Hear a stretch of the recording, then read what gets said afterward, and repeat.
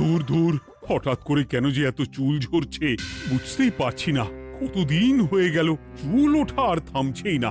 না, এমন হতে থাকলে তো মাথায় টাক পড়ে যাবে। না না না, আজ রাজবৈদ্যের কাছে পরামর্শ নিতে হবে। কি ব্যাপার মহারাজ, আজ আপনাকে এমন চিন্তিত দেখাচ্ছে কেন? জীবনে বড় দুঃখ গোপাল, মন মেজাজ একদম ভালো নেই। সে কি, কি হয়েছে মহারাজ? গোপাল থাকতে দুঃখ কিসের? আর বলো না, মাথার চুলগুলো আজকাল ঝড়ে পড়া পাতার মতো পটপট করে ঝরে যাচ্ছে। আমি তো জানি কেন এমন হচ্ছে, কিন্তু এখনই মুখ খুললে চলবে না। আর একটু বেশি বিপদ বাড়লে তখন মাঠে নামবো। তাই বলুন। এ তো খুব ছোট ব্যাপার, চুল ঝরলে টাক পড়বে, আর সেটা পড়া কত ভালো জানেন? কথায় আছে, যত বড় টাক তত বেশি টাকা। তুমি চুপ করো তো বাপু। যদি টাক থাকলেই টাকা হতো, তাহলে তোমার টাকা কোথায়? যেটা বোঝো না সেটা নিয়ে কথা বলো না। তাই না তাই, মহারাজের ঝরছে চুল, চিন্তার ভাঁজ মাথায়। গোপাল যতই চেষ্টা করুক, চিড়ে ভিজবে না কথায়। তোমরা সকলে থামো তো দেখি। ও রাজবৈদ্য, তুমি এর কিছু উপায় বলো। আগে মহারাজ, অনেক সময় দেহে ওই লৌহের পরিমাণ কমে গেলে এমন চুল ঝরে।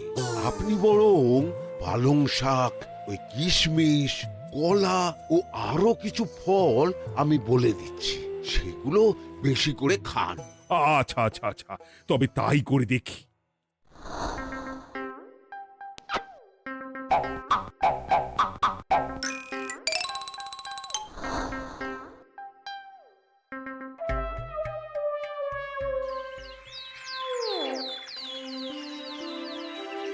ও রাজবৈদ্য, তোমার কথা মতো শাক পাতা ফলমূল সবই তো খেলাম, চুল ঝরা বন্ধ তো হলোই না। তো জানতামই এমন হবে। কিন্তু মহারাজ, এমনটা তো হওয়ার কথা নয়। কিন্তু হচ্ছে তো। আরে আমার সাধের চুল, কোথায় চলে গেলি সব? এর জন্য তুমি দায়ী। তুমি এর জন্য শাস্তি পাবে বৈদ্য। আমাকে আমাকে ক্ষমা করে দিন মহারাজ, এমনটা হবে এ তো আমি ভাবতেই পারিনি। কিছু মনে করবেন না মহারাজ, ছোট মুখে বড় কথা বলছি, কিন্তু সত্যি এখানে রাজবৈদ্যর কোনো দোষ নেই। ওকে শাস্তি দেওয়াটা ঠিক হবে না মহারাজ। দেখেছেন মহারাজ, গোপালের সাহসটা দেখেছেন? আপনার মুখের উপর কথা বলছে। তা বলি, তুমি যখন এতই বোঝো, তাহলে নিজেই একটা আস্ত লোহা খেয়ে দেখো না, তোমার মাথায় চুল গজাচ্ছে কিনা। ঠিকই আছে, এসব মূর্খের মতো কথা কেবল আপনার থেকেই আশা করা যায় মন্ত্রী মশাই। মহারাজ, আপনি বিচক্ষণ মানুষ, আমার শুধু অনুরোধ, আরেকবার ভেবে দেখবেন। ঠিক আছে, রাজবৈদ্যকে আমি শাস্তি দেব না, কিন্তু সকলের জন্য আমার একটা ঘোষণা আছে। কি ঘোষণা?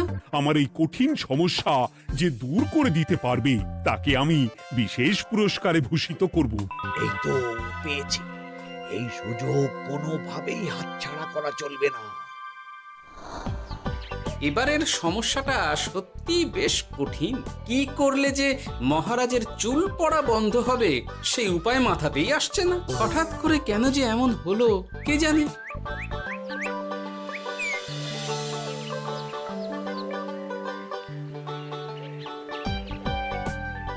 ও মা, তুমি এসে গেছো? একটু বসো, আমি তেলটা মেখেই হাত ধুয়ে খাবারটা বাড়ছি। হ্যাঁ, সে ঠিক আছে, কিন্তু তুমি কিসের তেল মাখছো এটা? কি আবার মাথার চুলের তেল? এখানেও চুল, ওদিকে মহারাজেরও চুল ঝরে পড়া নিয়ে আমরা সবাই হিমশিম খাচ্ছি গিন্নি। আরে, মহারাজের অত সুন্দর কালো চুলগুলো ঝরে যাচ্ছে, এ তো ভারী দুঃখের কথা। সে আর বলতে। ওই জন্যই তো আমি বাবা মাথায় এই জড়িবুটি তেল মাখি। এতে চুলের গোড়া শক্ত করে, চুলকে ভালো রাখে, নতুন চুল গজায় সব। হ্যাঁ, কি কি বললে? নতুন চুলও গজায়? সত্যি? হ্যাঁ, বাহ, তাহলে আর চিন্তা কি? আমাকে এই তেলটা একটু দিতে পারবে গিন্নি? মহারাজকে দিয়ে আসি। উনি বলেছেন যে ওনার সমস্যা দূর করতে পারবে তাকে উনি পুরস্কার দেবেন। ওমা, এই তাই নাকি? এই তো দারুণ ব্যাপার গো। নাও নাও নাও, তেলখানা নিয়ে মহারাজকে কাল দিয়ে এসো তাহলে। আর জানিয়ে দিও, দিনে 2 বার কিন্তু তেল মাখতেই হবে। হ্যাঁ, আচ্ছা, ঠিক আছে।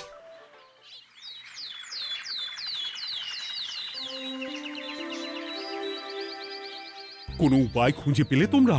আগে মহারাজ, আমি আপনার জন্য নকল চুল বানিয়ে এনেছি। যতদিন আপনার চুল পড়া বন্ধ না হচ্ছে ততদিন আপনি এটা পরে ব্যবহার করতে পারেন। সে তো বুঝলাম, কিন্তু নকল চুল তো আর আসল চুলে জায়গা নিতে পারবে না বিজ্ঞানী। আসল চুলের কথা ভেবে আমি আপনার জন্য কেশুত্তে পাতা এনেছি মহারাজ। আচ্ছা বেশ। তা গোপাল, খুব তো আগের দিন বকবক করছিলে, তুমি কি এনেছো শুনি?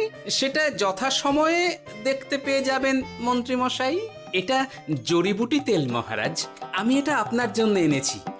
এতে নতুন চুল গজায় আর চুলের স্বাস্থ্যও ভালো হয়। আমার গিন্নিও ব্যবহার করে এটি, তবে দিনে 2 বার করে মাখতে হবে, তাহলেই ভালো ফল পাবেন মহারাজ। বাবা, তাহলে তুমি কেন মাখো না?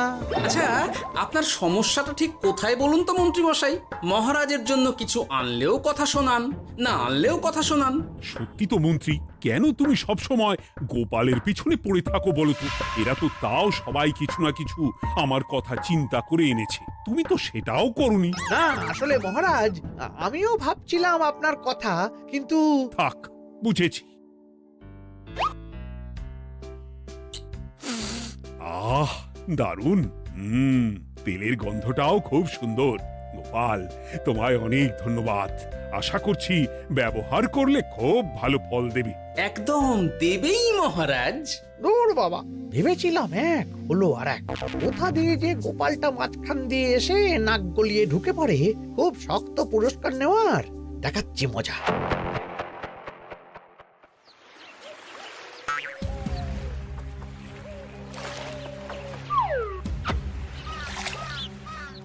এবারে গোপালের তেল দিয়েই সব কিছু তোলপাড় করব।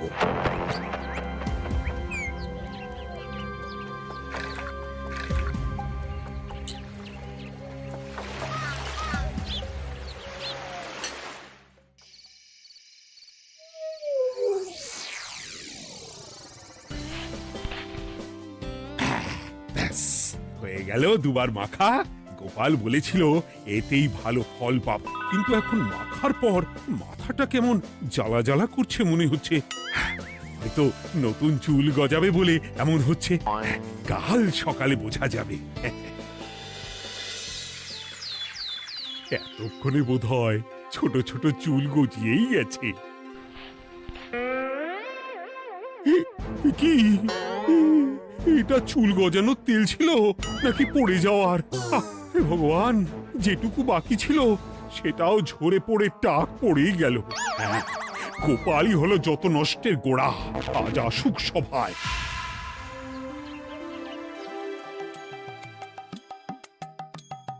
এই যে এখন এলেন উনি।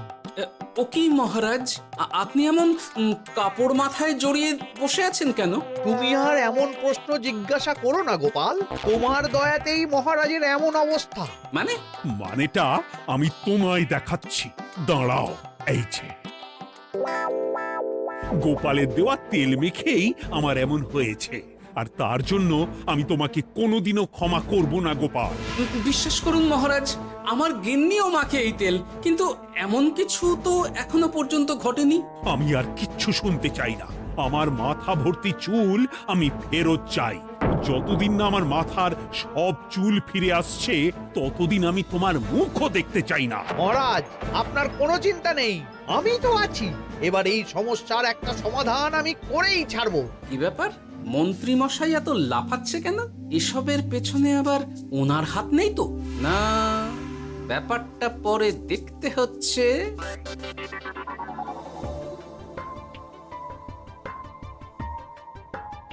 আমি বলি কি মহারাজ, এই সময়টা বরং আপনি নকল চুলটা মানে মানে পরচুলা ব্যবহার করুন। হ্যাঁ, অগত্যা কিছু তো একটা গন্ডগোল আছেই। গিন্নিও তো রোজ মাথায় তেল মাখে, কই এমন তো হয় না। মন্ত্রী যদি কিছু করেও থাকে তাহলেও হাতে নাতে ধরবো কিভাবে? ও কি গো গোপাল দাদু, এখন এই সময় তুমি রাজসভা ছেড়ে এখানে? তোদের দাদু আর রাজসভায় যাবে না রে? কি বলছো গো? কেন? আর কেন, বিনা দোষে এমন শাস্তি। তোমায় শাস্তি দিয়েছে, তুমি শুধু বলো কে তোমার সাথে কি করেছে, বাকিটা আমরা বুঝে নিচ্ছি। আচ্ছা, আর বলছি কৃষ্ণনগরের মন্ত্রী মশাইয়ের বাড়িটা কোন দিকে একটু বলতে পারবেন? কৃষ্ণনগরে নতুন নাকি? আগে তো আপনাকে কখনো দেখেছি বলে মনে পড়ছে না। হ্যাঁ, আমি এখানে থাকি না, আমি এখানে আমার কাজে এসেছি, তাই মন্ত্রী মশাইয়ের বাড়ির ঠিকানাটা যদি একটু বলে দেন। নিশ্চয়ই, এ পথ দিয়ে সোজা চলে যান, তারপর কিছুটা ডান দিকে গেলেই পেয়ে যাবেন। আচ্ছা, অনেক ধন্যবাদ। ভিন গাঁয়ের লোক মন্ত্রী মশাইয়ের বাড়িতে, ব্যাপারটা বেশ সন্দেহজনক লাগছে। এই এই গুলটে ন্যাপলা, তোরা তোরা দুজন একটু আড়াল থেকে দেখতো লোকটা মন্ত্রী মশাইয়ের বাড়িতে ঠিক কি জন্য এসেছে, তারপর আমায় খবর দিস। ঠিক আছে গোপাল দাদু। তোমার আবার এখানে আসার কি দরকার ছিল? আমি তো বলেছি যে আমি ঠিক গিয়ে তোমার পাওনা গন্ডা মিটিয়ে দেবো। মিটিয়ে দেবে? কতদিন হয়ে গেছে জানেন? দেখো, হয় আমার কীটনাশক আর সার সব ফিরিয়ে দিন, নয়তো আমার জিনিসের দাম মিটিয়ে দিন। কীটনাশক, সার আর কি করে ফেরত দেবো বলো? ও তো সব পুকুরের জলে মিশে গেছে। ওসব আমি জানি না, আমার পাওনা গন্ডা মিটিয়ে দিন, ব্যাস।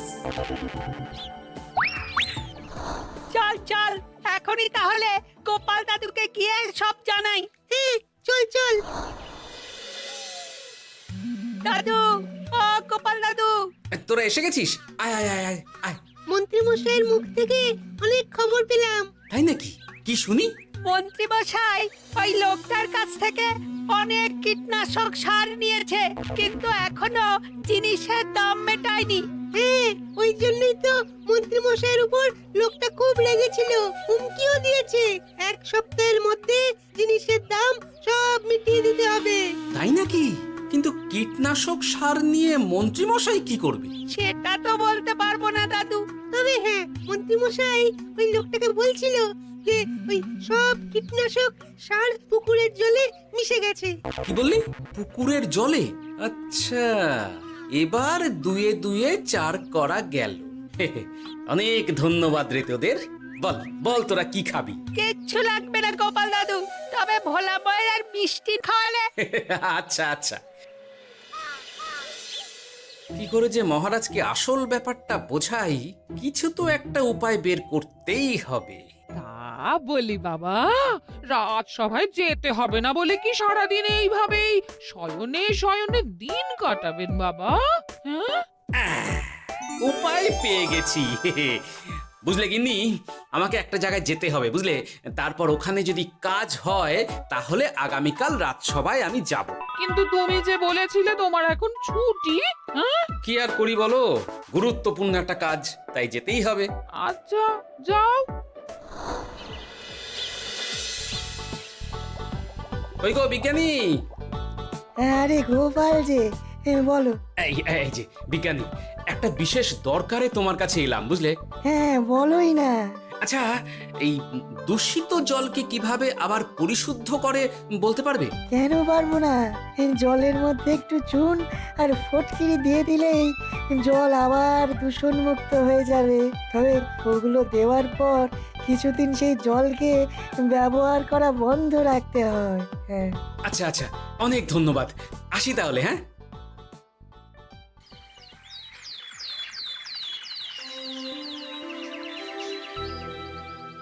ছায়া পড়েছে, ছায়া পড়েছে, আমি বেশ বুঝতে পারছি তার ছায়া পড়েছে এখানে।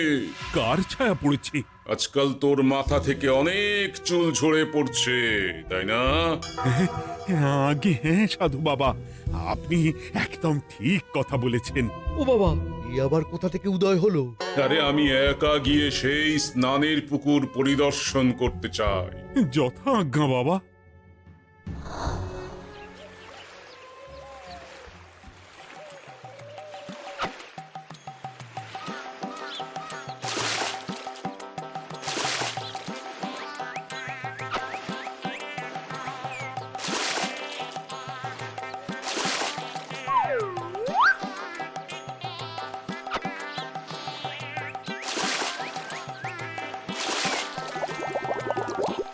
যাক বাবা, মোটামুটি সপ্তাহখানেক এভাবে থাকলেই পুকুরের জল আবার আগের মতো পরিষ্কার হয়ে যাবে।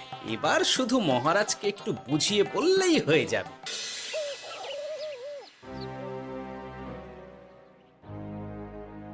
কি বুঝলেন সাধু বাবা?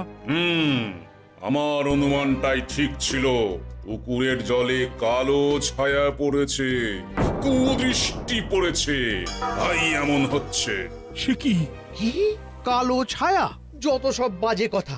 জল দূষণ করলাম আমি, আর দোষ পড়ছে কালো ছায়ার উপর। তাহলে এখন কি হবে? চিন্তার কোনো কারণ নেই। আমি মন্ত্রপুত ভস্য ছড়িয়ে দিয়েছি। 1 সপ্তাহ ওই পুকুরের জল স্পর্শ তো দূর, পুকুরের কাছেও যাওয়া নিষেধ। তাহলে আমার মোহরের কি হবে? যথা আজ্ঞা সাধু বাবা। ও কি, তাহলে মহারাজ এতদিন স্নান করবেন কোথায়? সে কথা কাউকে চিন্তা করতে হবে না। মহারাজের ওপরে কালো ছায়া পড়া জল পড়েছে, তাই আগে সেটা শোধন করতে হবে। আমাকে তাহলে কি করতে হবে সাধু বাবা? আমার শিষ্য গোপাল আমাকে আগেই এই বিষয় জানিয়েছিল। আমি তার হাত দিয়েই তোর স্নানের জল পাঠিয়ে দেব। তাই আগামী 1 সপ্তাহ সেই জল দিয়েই তোকে স্নান করতে হবে। কি গোপাল? দেখছো তো মন্ত্রী, গোপাল আমাকে কত ভালোবাসে। আমি ওকে কত কথা শোনালাম, কিন্তু না না না না, কাল থেকেই আমি আবার গোপালকে রাজসভায় ডেকে আনবো। আমি আসছি, আমার কাজ হয়ে গেছে। আর হ্যাঁ, তোর স্নানের পুকুরের চারিদিকে প্রহরীর বন্দোবস্ত কর। কাক পক্ষীও যেন ওখানে প্রবেশ করতে না পারে। আচ্ছা বাবা, আচ্ছা।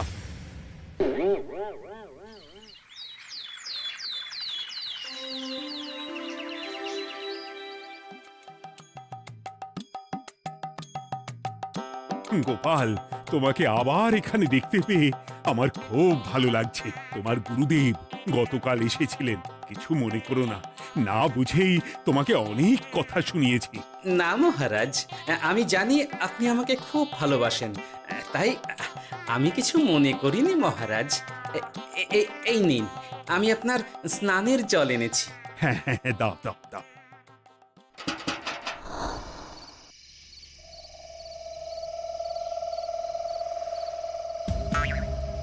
ও বাবা, পুকুরের কাছে যে গিয়ে দেখবো সেও উপায় নেই। চারপাশে প্রহরীতে ভর্তি, তাহলে কি সত্যি সত্যি কালো ছায়া পড়েছে? ভালোই হলো, পাওনাদারকে বলে দেবো কীটনাশকটা জালি ছিল। হি হি।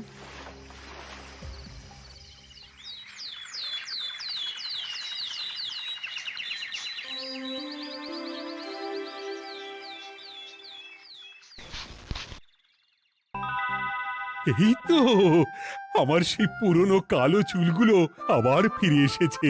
আহা, কি যে আনন্দ হচ্ছে দেখে।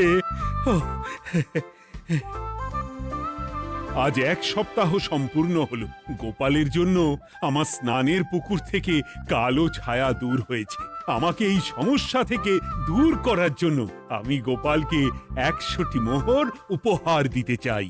ধন্যবাদ মহারাজ। দূর, আমার আর ভালো লাগে না। সব সময় গোপালই মোহর পায়, এটা তো আমার পাওয়ার কথা ছিল। এদিকে আজকে পাওনাদারও আসবে।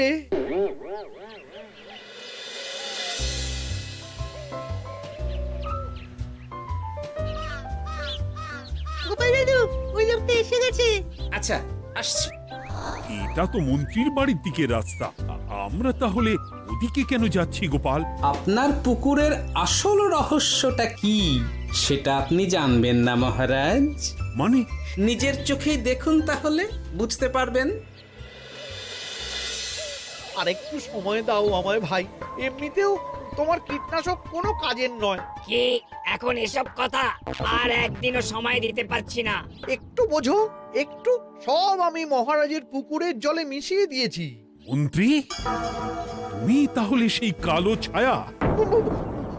মহারাজ, আপনার পর্দা ফাঁস হয়ে গেছে মন্ত্রী মশাই। তুমি তাহলে সবটা জানতে? একদম প্রথম থেকে। রে, খুব জোর ফেঁসেছি। এদিকে পাওনাদার, ওদিকে মহারাজ, এইখান থেকে কেটে পড়তে হবে। ই! গন্ডগোল করে আবার পালানো হচ্ছে তবে রে। বলো, কেন করেছিলে? মহারাজ, আমি ভেবেছিলাম আপনার সব চুল উঠে গেলে আমি আপনার কাছ থেকে চুল গজানোর ওষুধ দেওয়ার নামে অনেক টাকা লুটবো। কিন্তু সেই ভাবনা ভাবনাই থেকে গেল, সেগুড়ে যে বালি হয়ে গেল। ভাবা যায় চুলের জন্য চুলো চুলি, হ্যাঁ?